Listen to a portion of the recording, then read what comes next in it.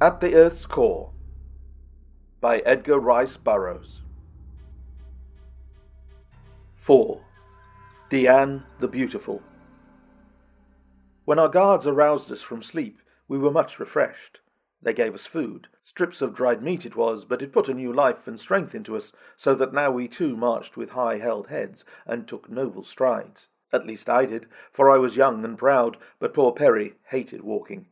On Earth, I had often seen him call a cab to travel a square. He was paying for it now, and his old legs wobbled so that I put my arm about him and half carried him through the balance of those frightful marches. The country began to change at last, and we wound up out of the level plain through mighty mountains of virgin granite. The tropical verdure of the lowlands was replaced by hardier vegetation, but even here the effects of constant heat and light were apparent in the immensity of the trees and the profusion of foliage and blooms. Crystal streams roared through rocky channels, fed by the perpetual snows which we could see far above us. Above the snow-capped heights hung masses of heavy clouds. It was these, Perry explained, which evidently served the double purpose of replenishing the melting snows and protecting them from the direct rays of the sun. By this time we had picked up a smattering of the language in which our guards addressed us, as well as making good headway in the rather charming tongue of our co-captives. Directly ahead of me in the chain gang was a young woman. 3 feet of chain linked us together in a forced companionship, which I, at least, soon rejoiced in, for I found her a willing teacher, and from her I learned the language of her tribe, and much of the life and customs of the inner world, at least that part of it with which she was familiar. She told me that she was called Diane the Beautiful, and that she belonged to the tribe of Amos, which dwells in the cliffs beyond the Darel Az, or shallow sea. "How came you here?" I asked her. "I was running away from Jubal the Ugly One," she answered, as though that was explanation quite sufficient. "Who is Jubal the Ugly One?" I asked. "And why did you run away from him?" She looked at me in surprise. "Why does a woman run away from a man?" She answered my question with another. "They do not where I come from," I replied. "Sometimes they run after them." But she could not understand, nor could I get her to grasp the fact that I was of another world. She was quite as positive that creation was originated solely to produce her own kind and the world she lived in, as are many of the outer world. "But Jubal," I insisted, "tell me about him, and why you ran away to be chained by the neck and scourged across the face of the world." "Jubal the Ugly One placed his trophy before my father's house. It was the head of a mighty Tandor. It remained there, and no greater trophy was placed beside it, so I knew that Jubal the Ugly One would come and take me as his mate. None other so powerful wished me, or they would have slain a mightier beast, and thus have won me from Jubal. My father is not a mighty hunter. Once he was, but a Sadok tossed him, and never again had he the full use of his right arm. My brother Dakor, the strong one, had gone to the land of Sari to steal a mate for himself. Thus there was none, father, brother, or lover, to save me from Jubal the Ugly One, and I ran away and hid among the hills that skirt the land of Amos. And there these Sagoths found me, and made me captive." "What will they do with you?" I asked. "Where are they taking us?" Again she looked her incredulity. "I can almost believe that you are of another world," she said, "for otherwise such ignorance were inexplicable. Do you really mean that you do not know that the Sagoths are the creatures of the Mahars, the mighty Mahars who think they own Pellucidar, and all that walks and grows upon its surface, or creeps or burrows beneath, or swims within its lakes and oceans, or flies through its air?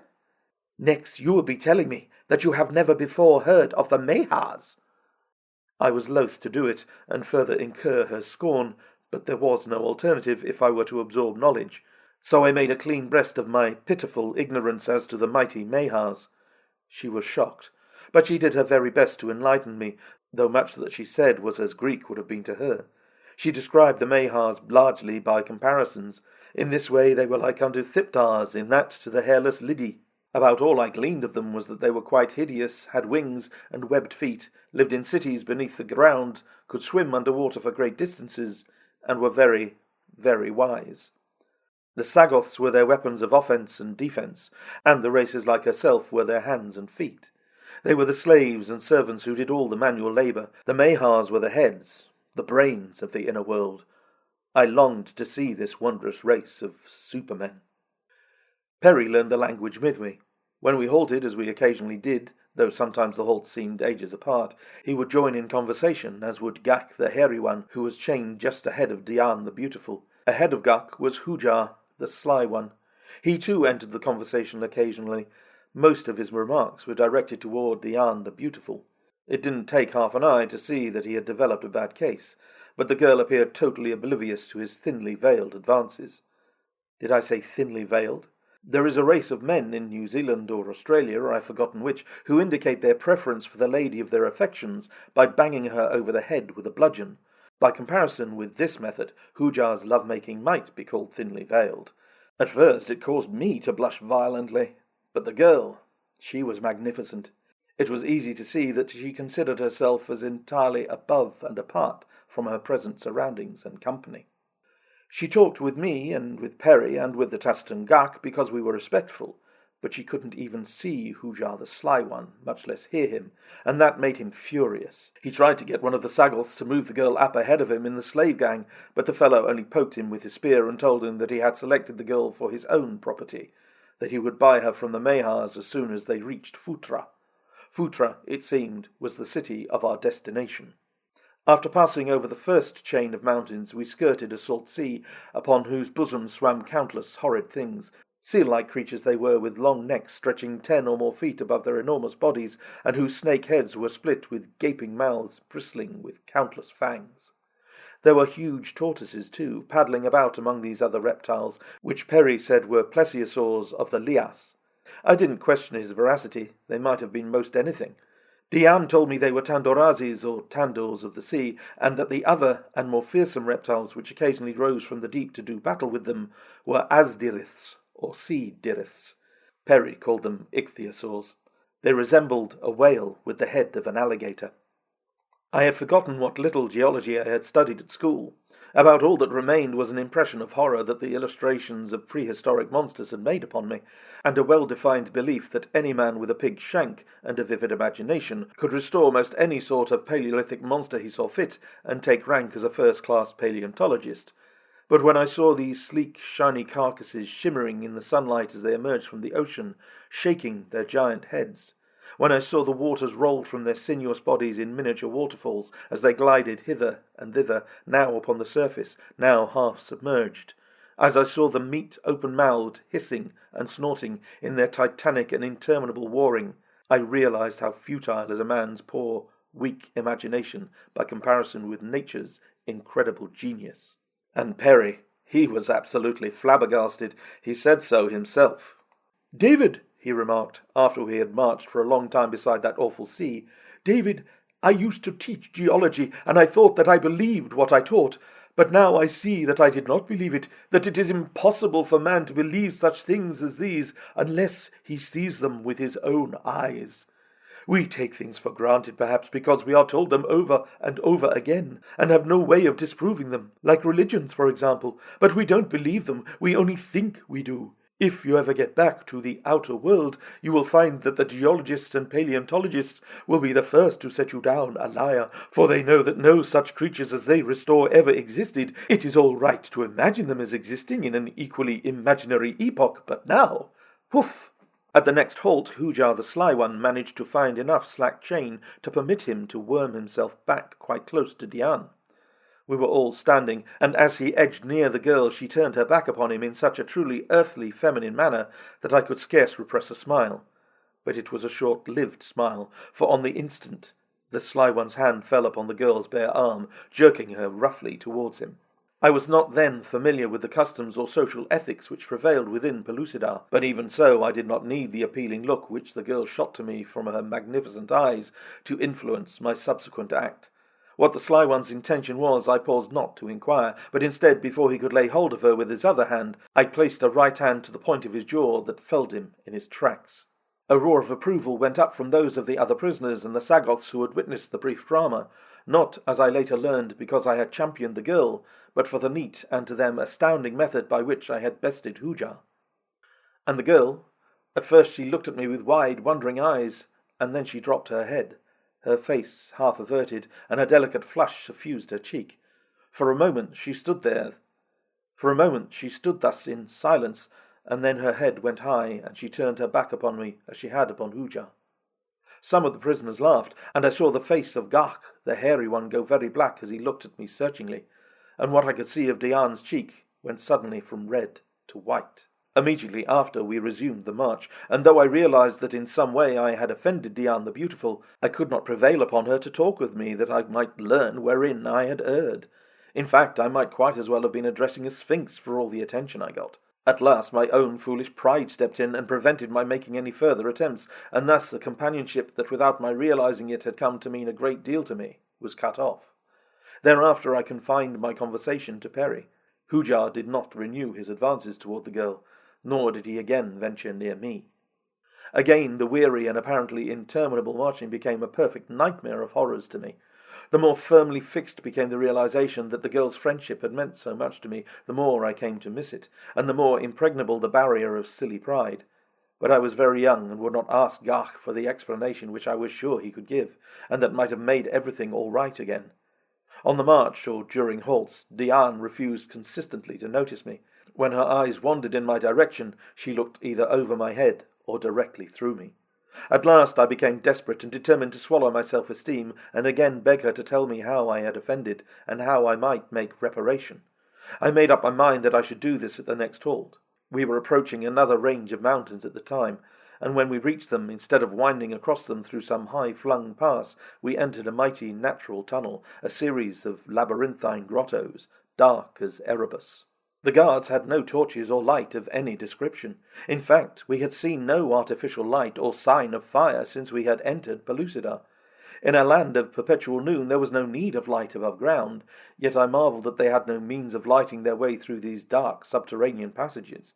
So we crept along at a snail's pace, with much stumbling and falling, the guards keeping up a sing-song chant ahead of us, interspersed with certain high notes, which I found always indicated rough places and turns. Halts were now more frequent, but I did not wish to speak to Dian until I could see from the expression of her face how she was receiving my apologies. At last a faint glow ahead forewarned us of the end of the tunnel, for which I for one was devoutly thankful. Then at a sudden turn we emerged into the full light of the noonday sun. But with it came a sudden realization of what meant to me a real catastrophe.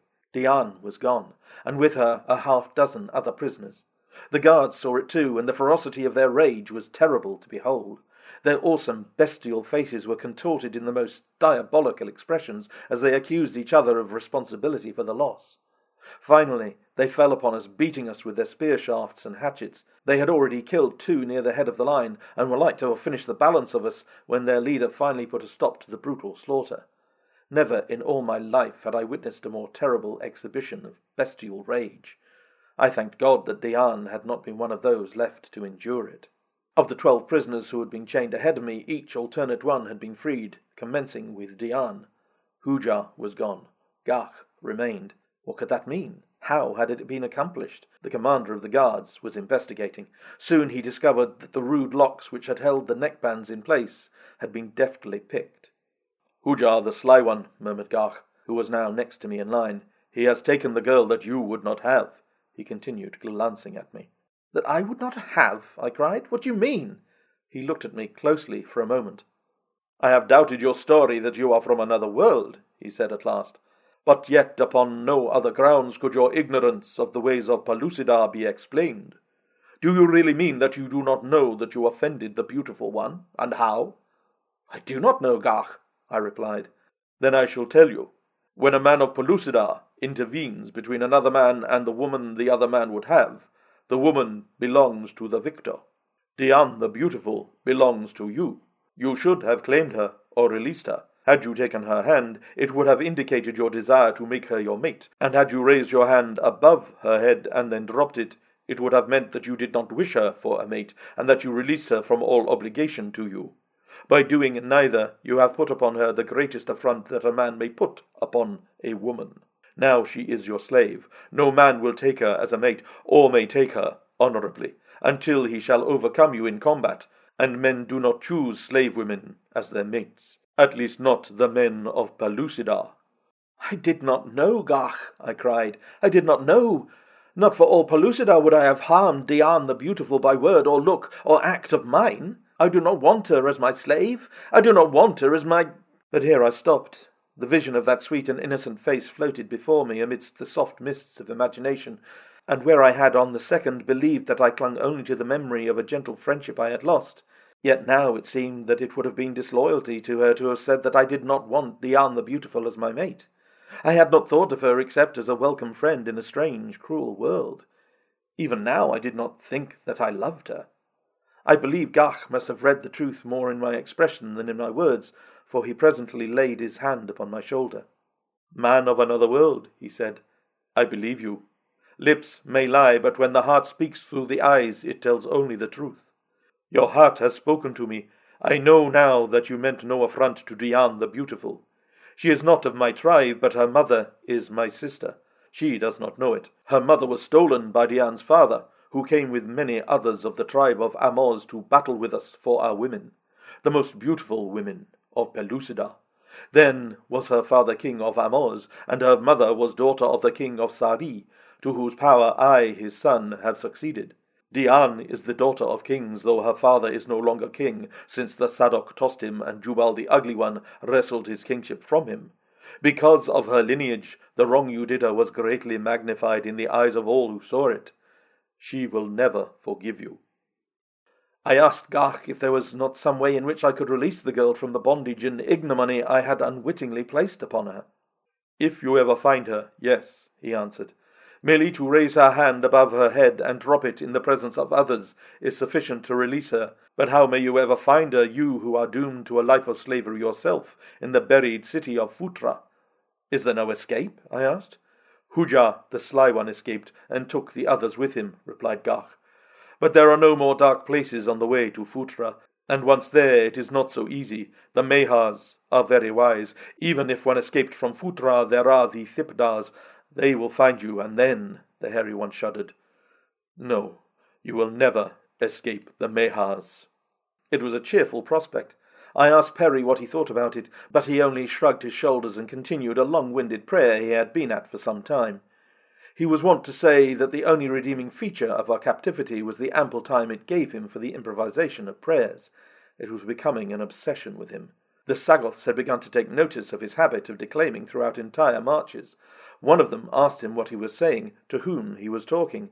The question gave me an idea, so I answered quickly before Perry could say anything. "Do not interrupt him," I said. "He is a very holy man in the world from which we have come.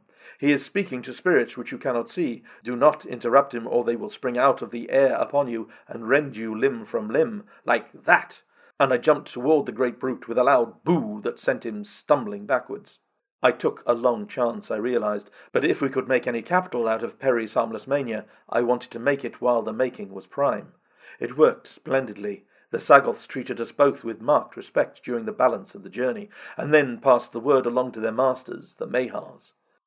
2 marches after this episode, we came to the city of Futra.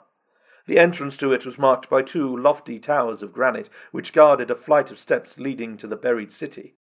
Sagoths were on guard here, as well as at 100 or more other towers, staggered over a large plain.